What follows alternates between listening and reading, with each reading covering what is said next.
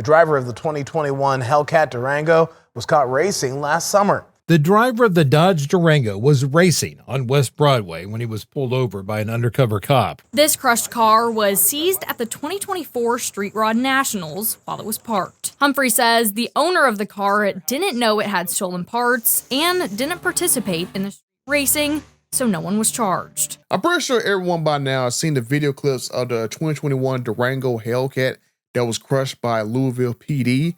But then after watching a few of these news videos about the particular thing, I have a few questions about the whole reason why this vehicle was actually crushed in the first place, because some things do not even make sense, because the person who owned the vehicle, they never was involved with the street racing and stuff, and apparently they didn't know that this vehicle was assembled with some stolen parts. So there's a lot of crazy questions going on with this car and stuff.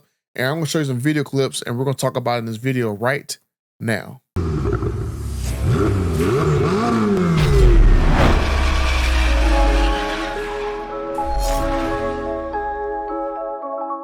An SUV worth $100,000 tomorrow morning. The driver of the 2021 Hellcat Durango was caught racing last summer.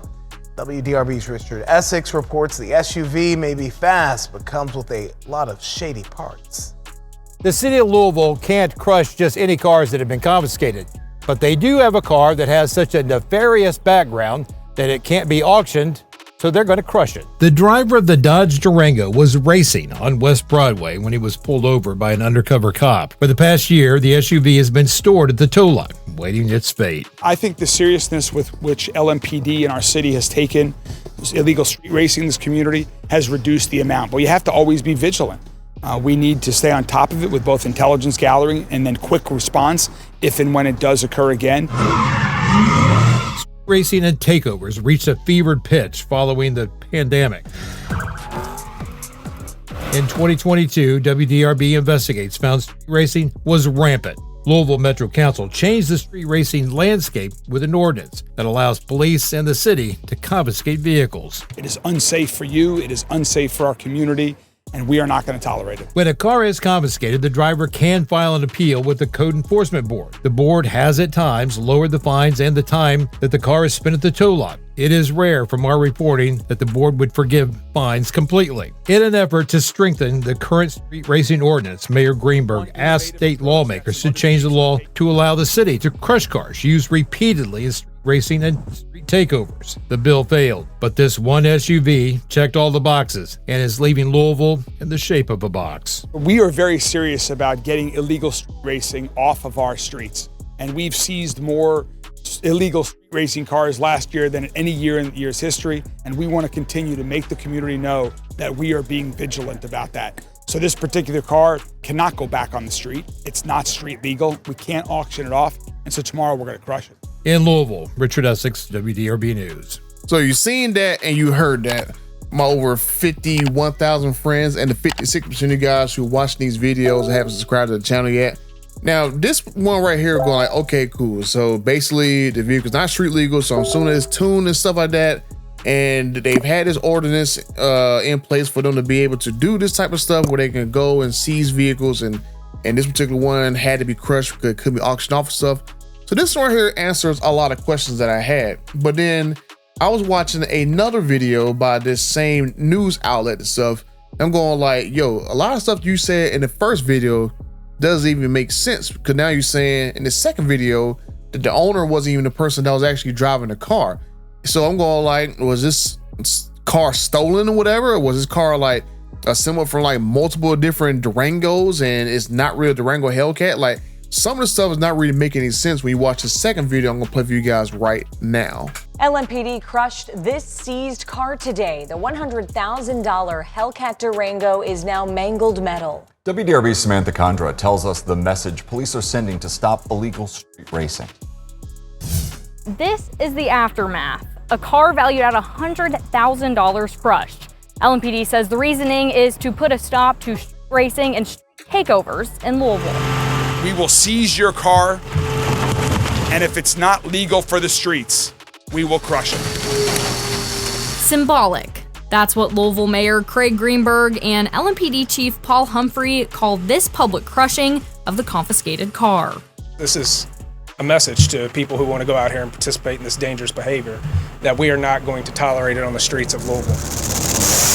Humphrey says so far this year, LMPD has seized 35 cars compared to 70 in 2024.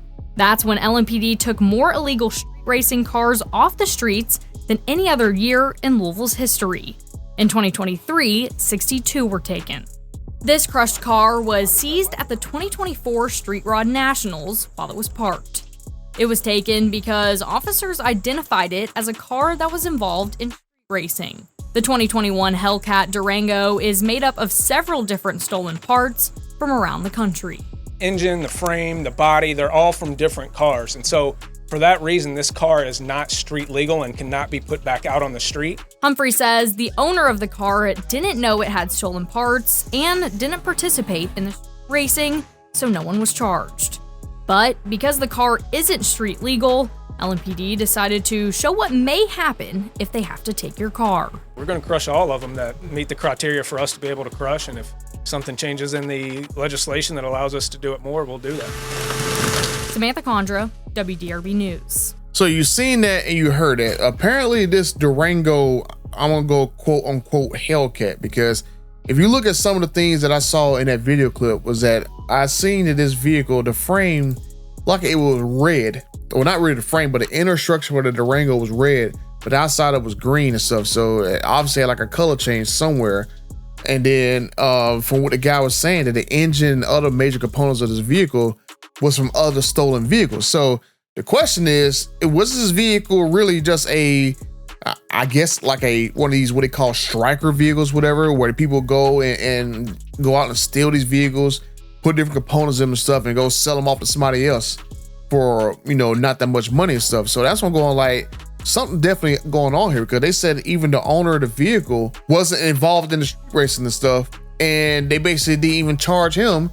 But basically they just seen this vehicle just out in the blue, just some regular green Durango Hellcat just sitting out at a, I guess, racing event. The driver of the 2021 Hellcat Durango was caught racing last summer. The driver of the Dodge Durango was racing on West Broadway when he was pulled over by an undercover cop. This crushed car was seized at the 2024 Street Rod Nationals while it was parked. Humphrey says the owner of the car didn't know it had stolen parts and didn't participate in the racing, so no one was charged. So you got multiple people claiming multiple different things happened with this car. First, this Durango Hellcat was basically caught racing. Then this Durango Hellcat was caught basically, undercover police officer pulled this vehicle over. Then you got a lady, I guess, who's actually at the event, quoting the actual police guy, was saying, oh yeah, well, this right here was at this racing event and stuff, and it was parked and stuff. And basically, I guess the owner at the time, he's like, he was not aware of all the stuff that's happened with the vehicle and stuff, and no one got charged. So this story right here, people need to get their facts straight about this. So it's like, I can understand why now it got crushed, because now it kind of makes sense that this right here was probably just a poster child for being a striker car, a car that someone stole from somebody else. They probably revented the car and then put a bunch of parts in there and passed it off as a fake Durango Hellcat. I had a buddy of mine, the same thing happened to him last year. He had a freaking Challenger Hellcat. Someone stole his car from the Northeast, and they trafficked it all the way down to Florida. And they basically revented this car and put like a fake plate on there from I can't say the company where they got the dealership plate from, but let's just say they sell one of the most ugliest looking pickup trucks that's electric in America. So that gave you a pretty good hint of what dealership this plate on his car was from. So the police down there kind of dropped the ball and didn't want to charge the daggone person, because they obviously stole a dealership plate from that dealership. And when we found the car, I gotta get on a story and have me and him talk about this, because we went down there to Florida to go find the car, and we actually found it. And there's some stuff in there that identified this dude, like some of his son's like football equipment was in there, a badge from the dealership was in there. Of course, he had the actual plate from the dealership. So we kind of have a good idea of who this person was who got this stolen car from a friend of mine and stuff, but nothing was done to it. So here goes the situation right here, where this might be another case of someone's Durango was stolen. It got sent to another part of the country. It got rebadged as another vehicle. And then that person, I guess, who initially bought it, did street stuff in it. And then maybe, well, I guess with the heat on it and stuff, they sold it off to somebody else. And then this person maybe sitting at an event with a Durango Hellcat. Next thing you know, oh crap, my car's gone now. So it's like stuff like this happens all the freaking time with some of these things going on with these vehicles. So sometimes you gotta be very careful with where you buy these vehicles from. It's like, me personally, I don't think I would ever really buy a vehicle unless it came from a dealership, because you just never know with some of these Facebook marketplace stuff and crap like this, that people are stealing these cars, retitling them, revending them and stuff. And the next thing you know, it's gonna be knock on your door, or you're at an event or something like that, and your vehicle was just gone. So it is pretty wild with this. Because first I had people sending this to me, hey, make a video about this. And I started watching clips of this. I'm going like, stuff is just not adding up. Like, how in the world the story with this Durango Hellcat, it just keeps changing. And these are the same exact news organization that's reporting on this vehicle. One day they say this, another day they say that. So it was like freaking wild. But I can understand why I got crushed now. I think it still would have made sense to strip it of its parts. And then that way, you know, there could have been some money that could have been made out of this, right? I mean, I'm pretty sure Louisville could have got at least $30,000, $40,000, $50,000 worth of parts of stripping it, even if it wasn't street legal and whatever, right? You could still take it to like a dealership and have them go and reprogram it and stuff like that, or like go install factory parts on there. You have a little bill from it, but not like you can't get money from a Durango freaking Hellcat, especially if it was from different parts of that. I mean, you could have sold it scraps, but I see they said in the article that it wasn't going to do that crap because it wasn't, I guess, financially feasible. But I mean, come on, still, that's a good waste of a Hellcat engine and the drivetrain. But I'm just gonna leave it there because you could have salvaged them Brembos and the engine, transmission and stuff. I have no idea what the tier and all that crap look like, but I mean, come on now. But let me know what you guys think. Do you guys think that this right here is like a very interesting story? Because I think this right here was a stolen vehicle that got passed around multiple times, and then this is where we're at, and they got caught up in this whole striker nonsense going on where you can go buy vehicles online with no titles and stuff like that. I just had no idea, but something fishy is definitely going on with the story and how this, I guess, vehicle got into possession of the police. So I'm just saying. But like I said, let me know what you guys think down in the comment section down below. I keep saying comments wrong, but let me know what you guys think down in the comment section down below. And if you want to check out any more cool videos that I got on my channel, you check this video right here. Until the next time, I am out.